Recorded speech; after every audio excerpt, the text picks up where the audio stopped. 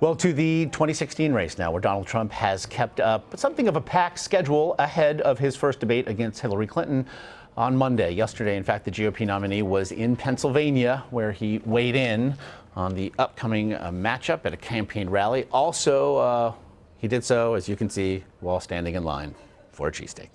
How's debate prep going right now? Well, I'm here with Democrats for Trump. Democrats for Trump. I think it's going bad. I have been all over the country. You probably noticed, right? Where is Hillary today? I think you're right. Now, well, they say she's been practicing for the debate. Mo Elleithee was the spokesperson for Hillary Clinton's 2008 presidential campaign, also a former DNC spokesperson, and does join us now here on set. Mo, it's great to have you. Thanks for having me. Not something new from the GOP candidate there, proudly espousing the lack, to a degree, of preparation to this point he has undergone for the first debate come Monday. I also want to ask you about something that President Obama actually said yesterday, specifically with regard to what he hopes the electorate learns from Hillary Clinton, and acknowledging that he hopes that she shows them who she really is. He also acknowledged that there is a perception of her, among other things, of being untrustworthy. What then do you make of her ability come Monday to present a different side, something that we hear about from close friends and associates? Yeah, I think it's important. I think it's important for her to do. And it's tricky, right? Any debate, you've got two main objectives. You want people to walk away with a set of perceptions of you and with a set of perceptions of your opponent. That's in any normal debate. Add in the fact that there's going to be very little that's normal about this debate. There's going to be very little that's normal about debating a candidate like Donald Trump.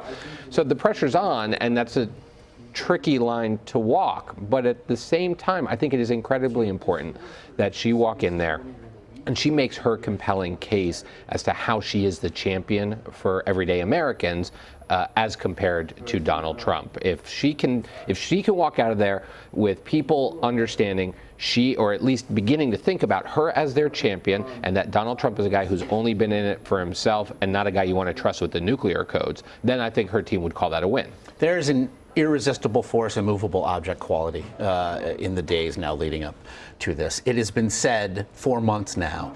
Both parties believe that maybe the best thing they have going for them is that their candidate is running against the other candidate. And so we have this clash now, if nothing else, of style and substance, as the Clinton campaign would have you believe. For something, a self-avowed policy wonk, then, how important is her sweet spot in a night that certainly does not seem to promise a whole lot of policy discussion? Yeah, I think, debates are incredibly challenging for policy wonks, right? I mean, you would be hard-pressed to find anybody who is more prepared for the presidency than Hillary Clinton, because there's very few people out there that understand the complexities of the job and the policy that the next president's going to have to grapple with. But how do you distill that into a debate back and forth? Up against an electorate, by the way, and right now the polls seem to suggest 42% nationally. Donald Trump supporters vastly have made their voice heard collectively. We don't care about policy. We don't need our candidate to know specifics at this point. Well, I think, and here's, I agree with that up to a point. I believe that people usually don't vote on policy, right? They vote on sort of a trust that you can lead the country with their shared worldview. Policy, though, is important as a proof point to that. Okay. And so the question is, how much do you get caught up in the weeds?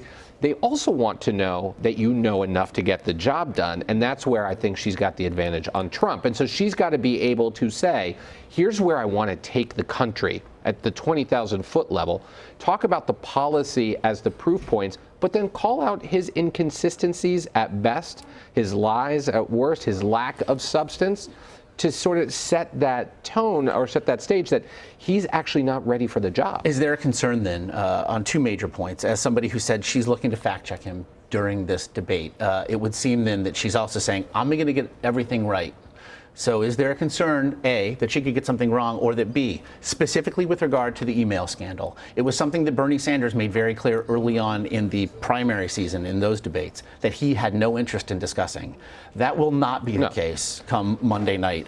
That if she delivers a variation of explanations that we have heard that have certainly not satisfied anyone, that it will do more harm than good. I don't know if I would say it would do more harm than good, but I do think that they've got to find a way to sort of tighten that answer and then make a pivot back to, she recognizes, you mentioned that President Obama recognized that she faces this issue of trustworthiness. She recognizes that.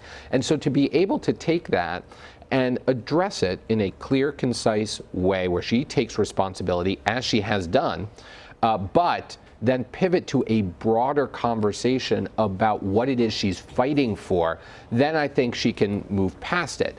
But if we get too caught up in the weeds, now he's going to make it tough for her. And I would assume that the moderator is not going to necessarily, I mean, this is going to be one of the issues I would suspect he would also press as well. So it's going to be an issue, but I do think in the context of the bigger conversation, there is a way to pivot out of it. We have been told that she has prepared some lines to essentially goad her opponent. She did so rather famously now in her acceptance speech at the DNC, saying he took the bait. Somebody you can bait with a tweet is somebody you don't want as president.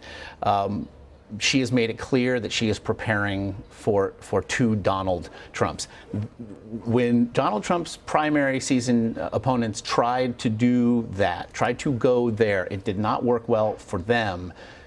Is then making plain her need to prepare for multiple Trumps more about reminding voters that there are multiple Trumps, at least I think in part, her eyes? But there's a big difference between what Donald Trump is about to walk into and what he walked into in the primaries, right? In the primaries, he was on stage with 9 other people. Here it's only 1.